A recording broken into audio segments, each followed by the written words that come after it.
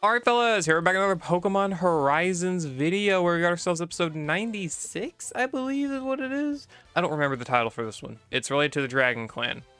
We'll see in a second. Either way, this episode's been pretty good, honestly. I really did like this one. This gives us a lot of extra information. Let's go ahead and, as usual, jump into it and see what happens. So of course we leave off where we did last time, with Terapagos staring towards whatever direction that is. I have no idea. Whatever, right? But it's staring off that direction and it's very happy, very excited. I mean, this usually is an implication that something massive is that direction, whether that be most of the time it's related to the 6 heroes or Lucius or something like that. That's what usually makes the most sense. And well, not far off, frankly, not far off. So we can see Liko grabbing Terapagos here, and obviously we know that wants to go that direction, so we're going to have to find out what is that way. So they call Dot, ask her what's up, or at least I believe they might have already been on call with her. I believe they were. It says that the city, whatever city's in that direction, I don't know what city that is. I don't know the direct translation, but it's a city in that direction. It says a ton of Dragon Tamer clan members live there, and they think Hassel is actually one of them. This is a little bit of lore that I guess we just never really knew about Hassel. That's pretty interesting to find out that he was a member of a Dragon Tamer clan. I will actually look that up to verify if we actually knew that or not. Give me 1 second. Okay, so playing off my hunch, that actually was Blackthorn City. I was pretty spot on with that one. I just had to search it and I figured that out. And so let's see, Hassel. Do we actually? I don't quite remember if we knew. It doesn't seem like he actually is or has any lore that directly ties him to Blackthorn City. But it does make sense if we want to think about his character. You know, he obviously a dragon tamer. There would be a very, very good chance that he would come from one of the most, you know, widely known dragon taming places, basically probably in the entire Pokemon world, right? So it definitely does make sense that he would be there. So that does make a lot of sense. And so there's a post about a year ago with someone saying that they saw a black Rayquaza in the Rocky Mountains of Blackthorn City, and that's pretty interesting. Obviously, that's a little bit of an interesting thing to know. Like, oh yeah, by the way, black Rayquaza chilling out in the middle of Blackthorn City. A year ago, though, you know, that was basically exactly when they had left Lockwood, so that's a lot to consider there as well. And so Liko does point this out as well, saying a black Rayquaza sighting in a place that's home to a Dragon Tamer clan, and 1 year ago, that is when they split up. So, I mean, obviously, if Rayquaza is there, it does make a lot of sense. There's obviously a lot of dragon worshipping that would go on around Blackthorn City, so that is just something that should always have been expected. And of course, Alt just runs off with Sableye following behind, saying the black Rayquaza belongs to me, yada yada, the usual. Says the sighting was a whole year ago, you realize, and they just follow along with him. We do get this cutaway into the Dragon Tamer like clan members. I don't know what you call them, like the Dragon Tamers here. These guys, these fellas. Okay. I was actually playing Honkai Star Rail and I had to pause it just for a second. Give me 1 second. It's okay. No one actually knows that, but whatever. So Dragon Tamers, they ended up the clan members. I forget what they call them. The Dragon Clan something. I don't quite remember. They're motorbikers. We saw them in the last like preview. And while this is a little path to kind of show what they look like, they've got the little Charizard icon on the back of their cape. Very interesting, but makes sense. Again, you know, they have that very similar outfit to Lance's from obviously the Kanto games, except LGP. His outfit is very different from that. Actually, is it even from the Kanto games? Isn't his outfit in the Kanto games very akin to what he has in LGP? Whatever, the Johto games. Let's say that the Johto games, and of course he's the Johto, you know, champion, so it makes sense. Anyway, we do fade out to the intro, and we got ourselves the title, which is Clash the Dragon Biker Gang. There we go. So that's the official title, I guess. And of course, Alt's very happy. The time to finally obtain the Black Rayquaza has come for him, and then Roy just kind of stops him in his tracks, tells him they got to go to sleep, got to get some rest. I mean, that's to be expected. But of course, the last time this happened, let's go ahead and skip forward a little bit here. It says that in the Rocky Mountains, it'll be the night before we're there. Plus, everyone's tired, yada yada, whatever. And actually, a little bit of a side note, I do like that they actually show us this little scene of Roy telling Lucario to go get firewood, because it just shows that they are very accustomed to living like this. Obviously, Roy is, you know, from basically an island, and he's always had to live basically off of the land for the most part. I mean, he had a village, but like they always lived, you know, not nomadic, but pretty much in like a very not prehistoric. That is not the way. Medieval? No, not medieval. Yeah, whatever you want to call it. Indigenous? Yes, that's probably the best word. Like an indigenous type of lifestyle. That's probably the best way to put it, frankly. Anyway, always had that type of lifestyle to him, but of course, ever since they departed from Lockwood, from the Rising Vault Tacklers, didn't have the ship to live on anymore. It seems that Roy, for the most part, has probably just been living off of the land with his Pokemon, gathering firewood, gathering fruits, stuff like that. So I do like that they kind of highlight that here with them being, him and Lucario being super comfortable and super accustomed to this type of living, and also Liko probably is too, having traveled for so long. All gets overreacts a little bit, saying it's mega close that he nearly got deceived again by Roy, saying that he was going to go ahead and leave him behind while he was sleeping again, which Roy did do that, but it wasn't actually to find the Rayquaza, it was to find Liko the first time. So, but it does make sense that Ult would have this reaction here again, even if we, as the audience, know he's overreacting, you know, he doesn't really know the full context, whatever, right? Of course, you can't really blame Ult, given, again, what happened last time, right? Roy tries to just explain to him that'd be dangerous, they got lost at night, but Ult just fires back, and he'll get ahead of him, catch the Black Rayquaza, and Roy just doesn't care. Just says, go, suit yourself, whatever. Roy's progression, just literally not caring basically a single thing about what Ult has to say, is pretty funny to me. I do like it. And Liko keeps trying to play the mediator, but doesn't really get too far with it. And we do see this kind of, not really come to a head later in the episode, but it does, like, re-flare back up, I would say. Ult ends up going off on his own, gets lost, as to be expected. Great facial expression, jumps out and ends up back at the camp. Says they can't. Liko just knows that he came back, doesn't even know that he got lost and ended up coming back, and gets him to start making pancakes. Which Meowscarada gets pissed, and that's actually honestly really adorable to see Meowscarada just kind of like. Like a protective mother type of beat, or protective older sister, maybe, whatever type of character you want to call that. I guess protect Liko from Ult by whatever means that is. Again, they've been kind of like dropping the seeds, I guess is the best way to put it, of like, I guess Ult liking Liko in a sense. I don't know if that's really the best thing to highlight, or like, because Pokemon's been always has been very particular about showing like relationships between what is this truthfully child characters, and you know, with a very good reason. Let's keep that honest, very good reason. But you know, it does seem that they're trying to like at least plant those seeds, at least for like probably obviously like the younger audience for the most part.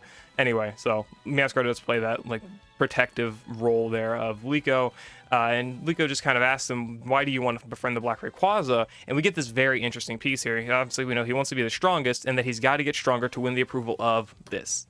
Of what? We don't know, but this Dusk Ball is not, I believe it's not Sableye's Pokeball, I'm pretty sure it's not, but he wants to win the approval of whatever Pokemon might be inside that Dusk Ball. Is it a legendary Pokemon? Is it a super strong Pokemon? We don't know. We actually have no real idea on what this Pokeball represents, if there's even a Pokemon inside of it. There might not even be a Pokemon in there, and it might just be like some symbolism for something. But there could be a Pokemon in there, could be a very strong Pokemon, could be cartoonishly a very random and weak Pokemon, but then ends up becoming one of the strongest Pokemon later on, right? There's a lot of different ways they could go about this, but we will end up seeing later on what this foreshadowing of this Dusk Ball that Ult has ends up meaning. And I'm very curious to see that, because he wants to get stronger, and his method of getting stronger is going to be capturing a Rayquaza. So obviously that sets up a whole lot of thoughts and theories behind what is in this Dusk Ball. So I guess we'll just have to see, right? Liko just kind of tells him that you got reasons to be stronger, and he just gets a little bit embarrassed and goes and climbs a fucking tree. I wish I had that. Like, I don't wish I had that level of insecurity, but I would love to have that level of physical aptitude to where I could just climb a tree in 5 seconds and just chill on the top branch. Not that agile, sadly not. She asks what's wrong, and he says nothing, and so they end up fading away for a little bit to where they make pancakes. The pancakes are actually completed. Liko tries to get him down from the tree, which, by the way, he also crossed a fucking river. That's something I didn't notice, is that he also crossed a river to get to this tree. My god, guy. Whatever. So she asks if he wants to come down and have the pancakes, and then we got Sableye pancakes. I do love that, with the Pecha berries at that as well. I don't know if those are good for people to eat. Interesting. Anyway, so Sableye does come down, and I do love this little scene here of Sableye having like climbed up Liko and eating the pancakes on her arm. That's very funny to me. It's such a small little gremlin. He just claims that he's not hungry, but his stomach starts growling, and she knows that obviously he is, and tells him to shut up. Just obviously he's very defensive, very protective of himself, I guess. makes sense given, I guess, given his closed off personality and like reasons to wanting to mostly just get stronger on his own. Old has very much been a loner for the most part, other than the fact he treats Roy as a rival, but whatever. And Liko just kind of questions if she somehow messed up with him, messed up and like, said something bad or something like that. But no, Roy just kind of shrugs it off, saying that he's embarrassed he got lost and wound up back here. So he's just very embarrassed. It makes sense. Roy kind of has probably figured out a lot of Ult's personality by now, just because of how many times they've encountered each other, how many times they've probably fought each other, fought alongside each other and stuff like that, that he's probably just got him down to a T. Obviously, Liko's only traveled with the guy for, I would guess, maybe a few days, maybe a week or two. I don't know. I don't really know how much time has technically passed since the first episode of Mega Voltage, when they actually first, not even the first episode. I guess it would be the Steelix episode, right? Where they actually first met. But, I mean, we'll just have to see. We'll just have to see if she can like develop more of a understanding of what type of character Ult has, right? Which also at the same time, he is growing. Like, they are also planting the seeds that Ult is going to grow and develop a lot more as a character. We're seeing that and seeing like what his goal is with this Dusk Ball and whatever Pokemon may be in there, or whatever his Dusk Ball may represent. We're seeing how he's like treating Liko a little bit more, and again later on in this episode we get even more character stuff, right? And also consider how he treated the what are they called? Not the Lockroom spheres, the Strong spheres, right? They're the same thing, but I wanted to give it the official title. How he treated the Strong spheres and how he didn't like them, and obviously ended up saving Roy and Liko from everything that was happening there. So again, we can see Ult is also growing a lot as a character, even just within a few episodes. He calls Sableye traitor here, and he does eat the pancakes, saying that they're pretty tasty, and they end up snacking in all of the pancakes while everyone else is sleeping. So get this funny little scene of them just sleeping with the blanket there. Roy tells Ult that he ate all the pancakes. Why would he do that? And that Liko made them for everyone.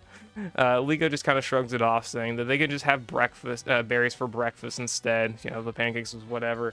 Obviously, shouldn't have ate those, but, it is what it is, right? Roy really tells him off, saying that if he's going to come with us, he's got to keep them in mind as well. And Ult just kind of fires back, saying that he's doing a favor by coming along, and they start fighting and bickering again. Liko, again, trying to play mediator, says that they can only get along. This has been her role for, like, obviously she's got so many other roles, right? She's main character. She's got a lot of different responsibilities as one of the most important characters in the series. But one of her main roles has always been playing mediator, trying to get characters to, like, get along with each other. And, well, this is probably going to be growing to be one of her, like, biggest tasks, is trying to get these two to go along. So they go along this path, find this farmer guy who is just chilling out, and Ult just runs up to him, asks him where the Black Rayquaza is, like an addict of some kind, basically. Just crazy guy, just learn, hey, can you tell me this information you probably don't know anything about? Yeah, very interesting, very odd, right? Roy and just asks if it was sighted in the area and if he would know anything about that. It says that he doesn't, but the Dragon Biker Gang has been hanging around the area, so for them to be careful, and that they're outcasts from the Dragon Tamer clan, beating people up just for crossing eyes with them, and their hideout is over there, and they won't let anyone near it. So that is one of the big things of this, is that we end up like basically seeing these Dragon Biker Gang people, again, basically exiled members of the Dragon Tamer clan, which is pretty bad, all things considered, but they do have pretty good reason for that probably happening. So again, we'll go into that kind of when it happens. So they do end up getting circled by the Dragon Biker Gang, and with the Cyclizar, they do note that Cyclizar shouldn't even be in Johto, which, by the way, didn't even really realize we were in Johto until this episode. Should have been obvious, realistically speaking, but I mean, whatever, it is what it is. I am very curious to see if we do get anything interesting in regards to Johto, other than just this stuff. Because, I mean, it's basically just been the Dragon Biker Gang that's kind of been super specific to Johto. And I guess, like, mostly Kanto and Johto Pokemon. I don't know. Anyway, whatever. They know that the Cyclizar shouldn't be in the region. We get a little, basically, Ginyu Force or Team Rocket style intro here with the Dragon Biker Gang here. And it says that basically you should either leave the place or get destroyed by the Cyclizar that they said they traveled all the way to Paldea to catch, which is pretty damn committed, I will say. But hey, that's cool, honestly. If they're going to be using Cyclizar and Johto, I think that's pretty sick. Cyclizar's a pretty cool Pokemon. I don't really use it that much because, I mean, I use Cyclizar when you've got Koraidon and Miraidon, but hey, I do like it. Cyclizar's really cool, so it is cool to see them having one and all being pretty strong Pokemon nonetheless, and also basically modifying them into having bikes. So I ask them to make their choice if they want to leave or get beat, basically, like Guzma style. And Liko just tells them straight up, have they seen a black Rayquaza? Or just a Rayquaza? She didn't even mention a black one. And they kind of just get flustered asking about a Rayquaza and say that they don't know anything about a black Rayquaza. They noticed the specific use of black, so clearly they actually know something about it. They didn't mention to these gang members that the Rayquaza was a black Rayquaza. Rayquaza was a black Rayquaza. Yeah, okay, whatever. It's fine. But they didn't mention that, and well, they kind of just let it spill themselves, and so they keep pressing further, asking them questions about that if they know anything about it. They say they don't know anything, and they say that they were. I don't believe I didn't screenshot it here, but it's fine. Saying that they were like friends with the black Rayquaza, and that they were trying to find it and all that stuff or whatever. And they said that they're full of it. So they're not lying that they went to Lockwood together. And they just make a little gag scene here saying that Lockwood is some sort of health spa open in some other city or something like that. Alt just kind of believes them because he's an idiot. Whatever, they move on. So they do ask then if the main protagonists are a part of Team Wiggle, which is just completely unrelated. Some other team just getting just mentioned out of nowhere here, and we get a funny, really funny Liko expression. I really like the expression that she's got there. It's actually really goofy. And they said they've got nothing really to do with that, and so they dismount all of their mounted gear from the Cyclozar and get them into battle mode effectively. Cyclozar are so cool, honestly. I can really appreciate it. They get to use Dragon Rush. Liko just tries to reason with them, saying that they want to see the Black Rayquaza, and they ask back to do what with it. And Alt says to obtain it, and well, same question, obtain it to do what? And Alt kind of just replies back to be the strongest, and they end up attacking the Cyclozar with Sableye. So, then after that, Cyclozar does use Dragon Pulse, Sableye uses Power Gem, which is fine, and it also ends up blowing off the Dragon Gang members' masks, revealing that they're female characters. Big whoop, whatever. It's honestly more of a surprise, less that they're female, more of the fact that they're female with the voices that they had with the masks on. If you actually watch the episode, you'll see what I mean. I don't know how the dub's going to do it, but they had very anime villain-esque voices with the masks on, but afterwards, obviously, apparently the mask is got a voice changer inside it. Very casual anime trope, but whatever.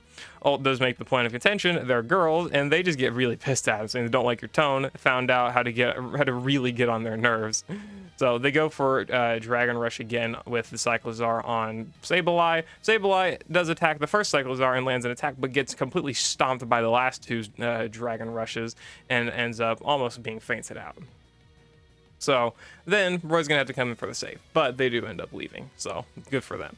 Anyway, so we do see them leave here, basically having claimed their victory. Again, they said, do you want to leave or do you want to get beaten then leave? Well, they ended up beating Alt and then leaving, so it makes plenty of sense to me here.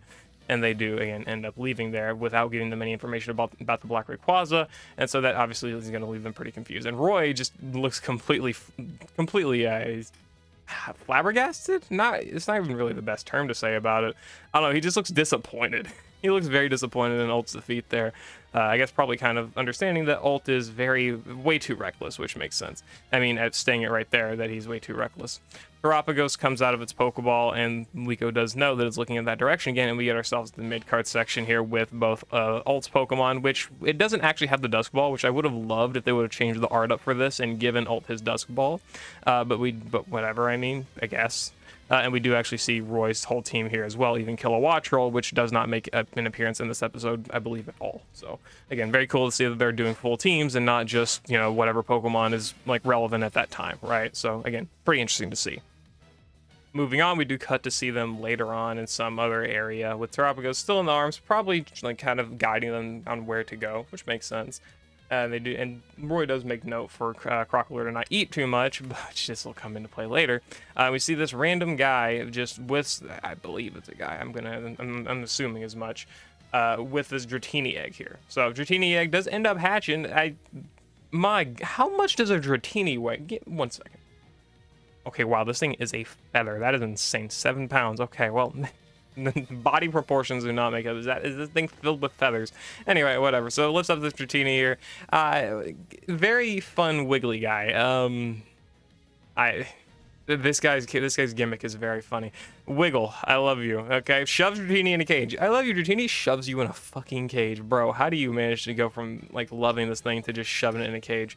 I really thought this guy was a Pokemon poacher. May as well be, especially given that he's got an Arbok, but whatever. So he's stealing the eggs in the Pokemon, and Alt just notes they won't let anyone get away with hurting Pokemon, which is that's very sad to see. The Arbok threatening Dratini as it's in a cage. Really poor fella, honestly. But Arbok does end up capturing Sableye here, and Roy goes for Crocodile to use an attack, but this thing is a fat ass and just falls down on its back, laying there, just chilling. And Lucario's wanting it to get up, but no, it's done. So Crocodile returns, having done absolutely nothing here. Liko points out that they are Team Wiggle, and this guy says wiggling is justice, and the bunch aren't wiggling at all, and asks if they are part of the Dragon Biker Gang. And another funny Liko facial expression. I love it so much. She's just confused, and so Roy gets Lucario to use Metal Claw on Arbok here to save Sableye from the Thunder Fang of that Arbok there. And Roy just tells him to stay out of the fight. Not really too keen on having someone else fight his battles for him. So we do see the Seviper here. There's the tail of it. I didn't really get a good shot, but Seviper ends up going for Sludge Bomb as well. Ends up missing both Lucario and Arbok and Sableye, and ends up almost landing on the Dratini eggs, which Meowscarada does cover for. And Meowscarada does not seem too amused by having to do that. Liko calls out Alt's behavior here, asking if he wanted to become the strongest, but the way that he is now, thinking he can handle everything by himself and that he's not strong by doing that. Just pretending to be someone strong and that they'll never be strongest by doing that. This is again kind of what I mentioned earlier with Liko kind of like flaring up those feelings of Alt's behavior of not rushing too headlong into battles and wanting to do everything basically on his own. It's like you've got to rely on other people at some point, right? And this does kind of do a dramatic shift in Alt's tone, both not just in this fight, but the later part of the episode as well. Again, this is like the basic showing in most shows like this of how a character is going to go through a dramatic change at this point. Obviously, changes in real life are going to be a lot slower than that, but in the case of a show, you kind of have to show that dramatic shift pretty damn quickly. But obviously, don't get too lost in the sauce. It's not like that's going to happen in real life, at least not often. So just something to I guess, make note of, that Alt's behavior after this is going to shift a good bit, mostly because, again, he's going to probably be more reliant, for the most part, on Liko and Roy, or at least more accepting of their help, given certain situations that are definitely going to call for it. And again, she does give him that little talk off there. He does mention that she's right. Anyway, so Lucario and Cap, we're going to do anything we can to protect those eggs no matter what. Roy acknowledges Liko's words, saying that they are right, and we do get our Mega Evolution scene here. So again, it's like how it's been before. If you've seen the Mega Evolution scene, they don't really change too much on it, but it is still worth the watch. We see Mega Sableye and Mega Lucario come back out here again, so it's good to see. Alt does ask Liko to stop these guys and prevent them from getting away, and I love this. This is a great scene if you actually see it animated. I didn't really get too many frames of it. But she goes, Meowscarada, these little ones need, and she starts moving her hands around. And basically that's what Meowscarada exactly does, is mimic her movements and wraps up Seviper and Arbok in little strands, because it's a magician Pokemon, right? And we do get a Flash Cannon and a Power Gem from Sableye and Lucario, blasting Arbok and Seviper, and the guy ends up running away. Team Wiggle, huh? Team Wiggle. Very interesting villain. Probably never going to see them again, I'm going to assume. I think that's a safe thing to assume. But anyway, regardless.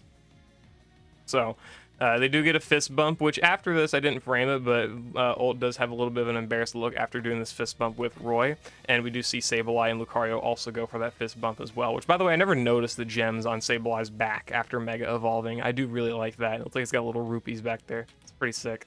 Anyway, so Dratini and its eggs are safe now, still in its nest. Did not know Dratini nested, and I'm very curious, where the fuck is the Dragonair or Dragonite that laid these things? I don't think Dratini eggs just kind of poof into the wild. So, very irresponsible mother, must say. Anyway, so the Dragon Biker Gang does come back, thanking them for saving the Dratini eggs, and Liko kind of stops them before they try and leave, and asking them if they can actually tell her anything about the Black Rayquaza, saying that the Black Rayquaza saved this a year ago, and if they know anything, no matter how small, to please tell them. And they see Terapagos' dazzling eyes there, and they do kind of fall for it, and I say fall for it, but they do kind of fall for it. It's like cute tactics, basically. And they tell them to hop on the back of their bike so that they can actually take them somewhere. So she doesn't know that there's something they can tell them, and they do right away. Alda gets on the back, saying that he's going to become the strongest trainer, Black Rayquaza, blah, blah, blah, as he usually does, and says, "You're a waste." and just leaves them, which is so funny to me. And so Alt has to run along and follow them instead of actually riding on the bike. So we do see them take off their mask willingly here, which is which this obviously, could just be a throw off. This is more overanalyzing than anything, but I like the symbolism of them taking like the mask off, because it's like this is probably some sort of sacred location, like a more sacred type of shrine or something like that. That's going to be something where you kind of have to like open yourself up a little bit more, or like stop hiding yourself, I guess, something like that. I mean, it's obviously not the best way to put it, but again, sacred shrine, probably take off your masks, let everything be known, something like that. It makes the most sense on why they took their mask off with that. And we do see the Rayquaza. Rayquaza is there. It's chilling. This is not what I kind of expected, given, but this is why Terapagos was, screaming, crying, like wanting to go this direction, because, well, Rayquaza is here. Why did it not realize this in the past year, and why did it only realize it now? No idea, but I mean, they did. And maybe it was because it just happened to be closer now. Maybe it's because they were in Johto now, and that it was, I guess Rayquaza was in the range of detection or something. I'm not too sure. I don't know. Terapagos comes to Rayquaza, and they mentioned that Rayquaza woke up. It is apparently never woken up once, I suppose, within the past year, so this is clearly pretty big for the Dragon Biker gang. And they do know that Rayquaza looks okay, and Liko is just happy that Rayquaza is all right, because obviously, Lockwood was not good. Everything that happened in Lockwood was not very good, so obviously it's good to see that Rayquaza made it out just fine. They do mention that Rayquaza arrived at the shrine a year ago and it's been sleeping ever since, and it's a shrine for dragon Pokemon to refresh their energy. So it is a shrine. Again, that's probably why they took their mask off. It's more of like a religious thing. I guess religious is the best way to put it, but whatever other reasons you can put it. It's important to the history, so it makes sense, again, why they took their mask off for this place. They say they spread rumors about the place so that anyone who comes near this place will have a bad time, and that if people found out Black Rayquaza was here, that they'd have a huge fuss. So it does, again, make sense why they kind of took on that villainous role, and that's kind of leading me to believe that they probably were exiled from the Dragon Tamer clan because of that, but not necessarily because they were actually like bad people, but more so because they wanted to actually be able to take care of this Rayquaza without having to like really mention anything probably to the clan. Though we don't know if they got kicked out of the clan before or after Rayquaza came here, so we'll just kind of have to like bite that bullet and probably never find out, but it is what it is. And so Liko thanks them. They say they are from the Dragon Tamer clan, so it does make sense on why they would do that. So of course, again, they aren't really betraying their clan, and it's like morals more so as they are just trying to protect Rayquaza. So it is good to see them, being good people and stuff like that. It does make a lot of sense. Roy comes up to Rayquaza and saying that the Lockwind, which should be gone, is still in the world, and that they are going to be getting rid of it to fulfill their promise to Lucius and to just leave everything to them. Rayquaza does give them a nod of approval, and they thank it for its time and stuff like that. And then they say that it can rest here so that they can get better soon. I'm a very big advocate of thinking that, again, I thought that it was a good chance that Freed potentially had Rayquaza in his back pocket. We clearly know now, not exactly the case. Maybe it could have happened back in Lockwood, like Freed helped Rayquaza get out, and then Rayquaza flew over here to the shrine. That could have happened, maybe, but we don't really know that. And obviously, Freed is nowhere to be seen, right? So it makes sense. Or at least it doesn't make sense, I guess, for them to be still teamed up, at least at this point. But we will see probably eventually, maybe later, see what happened to Freed. Again, that theory kind of ran out, but I do want to note that it's going to be interesting to see when Rayquaza does actually come back, because this is just leaving Rayquaza like a kind of like a back pocket type of character. I don't know what you want to call it, but like weapon, I guess. Because it's just gonna be chilling here in the shrine, and when it's needed, it will come into the plot like relevant. Like it's just keeping it in the back of our mind that Rayquaza is in the shrine, it's chilling, it's resting up, and it will be back when things are needed. So anytime we see whatever major, massive climax happens this season, we'll probably see Rayquaza come back in regards to that. So again, Rayquaza is kind of like going to be in the back of our minds now every single episode until it actually does end up coming back. So it's interesting to see. Anyway. So we do see Ult in the background here, and Ult does come up to it saying that I'll obtain you to become the strongest. Dragon Tamer kind of tries to block him off here, but he just walks under her arm and meets kind of eye to eye with Rayquaza, saying that it's tough luck for him, that you're not going to be able to be my friend yet, and the only Rayquaza worth his time is the strongest one there is. And he doesn't need one so weak it's lying down for a nap somewhere like this. And if he has it, or if it's understanding that if you want to be his friend, hurry up and get better already. That way, I'm going to get way stronger too as well. So obviously the speech is it's very justified, I guess. Uh, it makes sense for Ult's character. That's the best way to put it. Is that this speech does make a lot of sense for how Ult feels and what his thought process is, and like being the strongest. Like, but at the same time, it's more of like he's not trying to like be annoyed or whatever that the Rayquaza is resting. It's more that he's like it kind of means in like a reverse psychology kind of way, is like I'm gonna become stronger and I'm gonna become worthy of your strength, and once you are back to your full strength, basically. That's kind of the way that I'm interpreting it. Is like he's not trying to be uber harsh about it, but he's kind of like it's like he's trying to paint it harsh to Rayquaza, but obviously his meaning behind it is a lot more soft, makes a lot more sense, and a lot more well thought out, I suppose.